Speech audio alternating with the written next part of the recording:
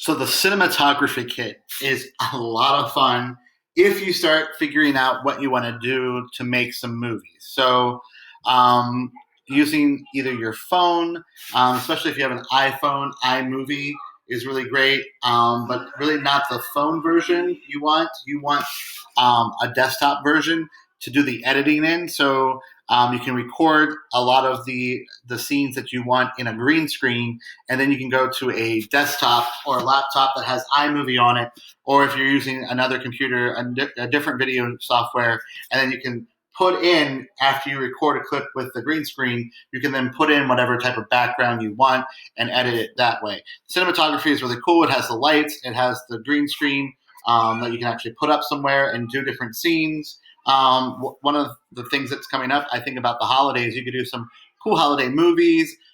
If the clients can't go out and see their families, you could do that in at the Star homes, recording some, videos of the clients sitting around the Christmas tree or doing different things, just to kind of reminisce a little bit. And then the ones for the clients that are out and about, you take that green screen and have it go out to different people in the virtual supports or in the remote supports and do some video of their own. And then you can splice it together and create some fun movies for you guys to talk about and do. So it's great. It's wonderful. It's really easy to use to record the green screen.